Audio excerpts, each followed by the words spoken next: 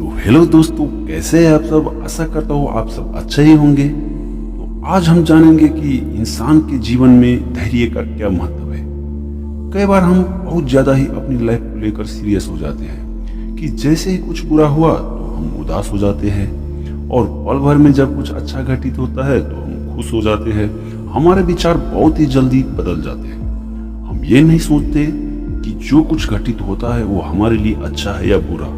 हमारे साथ घटी घटना का भविष्य में क्या प्रभाव पड़ेगा ये हमें खुद पता नहीं होता है। आज ये कहानी आपको कठिन परिस्थितियों में धैर्य का महत्व सिखाएगी। आशा करता हूँ ये कहानी सुनकर आप लोगों को अच्छा लगेगा और आपकी जिंदगी में कुछ बदलाव जरूर आएगा। तो एक समय की बात है, एक किसान था जिसके पास एक घोड़ा था।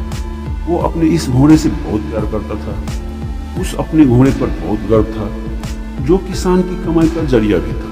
अपनी इस कमाई से किसान अपने परिवार का पेट भरता था। लेकिन एक दिन वो घोड़ा भाग गया। उसके भागने के बाद समाज के लोगों और उसका किसान के पड़ोसी उसके आसपास आकर उससे कहने लगे, हे भगवान, तुम्हारा घोड़ा जिस पर तुम्हें बहुत घमंड था वो तो भाग गया।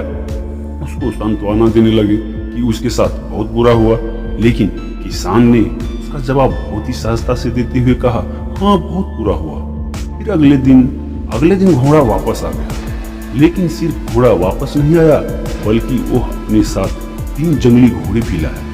फिर उसके पड़ोसी उसके पास दौड़ते हुए आए और उस किसान से कहने लगे, आपका घोड़ा आ गया और अपने साथ 3 घोड़े भी लाया है, ये तो बहुत अच्छी बात है, आपकी किस्मत तो बहुत अच्छी है। किसान बहुत खुश हुआ, उनकी तरफ देखा, उसका जवाब बहुत ही साधारण रूप से दिया और कहा, हाँ शायद।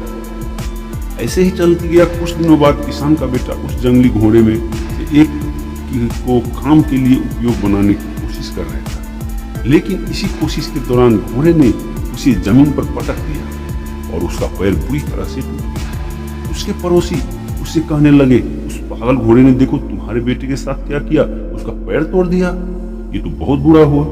किसान दुखी हुआ और फिर से उसी तरह जवाब दिया और कहा, हाँ शायद मेरे बेटे के साथ गलत हुआ। अगले दिन सेना के कुछ जवान उस किसान के घर आते हैं जो जंग छिड़ने के कारण नए जवानों की भर्ती कर रहे होते हैं। उसमें से एक जवान ने किसान के बेटे को देखा और बोला, इसका तो पैर टूटा हुआ है, हम इसे सेना में भर्ती नहीं कर सकते। और वे जवान गांव के सभी लड़कों को लेकर अपने साथ चले गए। ये जानकर उसके पड़ोसी और गांव वाले उसके पास आए और बोले, तुम्हारे बेटे को तो जंग के लिए नहीं ले गए, तुम्हारी किस्मत तो बहुत अच्छा है। इस आखिरी बार भी किसान ने फिर से बड़ी सहजता से कहा, हाँ शायद। कहानी का प्रेरक बात यह है कि इस कहानी से हमें यह प्रेरणा मिलती है कि हमारे लिए चीजों को नकारात्मक ढंग से सोचने में जरा भी समय नहीं लगता है। जब भी कुछ हमारे अनुकूल नहीं होता तो हम उसे बुरा ही समझते। लेकिन सच बात तो यह है कि कोई नहीं जानता कि हमारे जो साथ घटा है वो बुरी है या अच्छी। इस कहानी में हम किसान के भावों में परिवर्तित परिस्थितियों के कारण होता है, बुरी परिस्थितियों में वो नकारात्मक हो जाता है और अच्छी परिस्थितियों में वो सकारात्मक हो जाते हैं। इन नकारात्मक और सकारात्मक परिस्थितियों के बीच के समय में धैर्य रखना बहुत जरूरी होता है। क्या आप वाकई में ये बता सकते हैं कि हमारे साथ जो घटा रहा है वो गलत है या सही, बिना ये जाने कि भविष्य में उसका प्रभाव क्या पड़ेगा और ये हमारे जीवन पर? मुझे लगता है आपका जवाब होगा नहीं। हमारे समाज में, हमारे देश में इस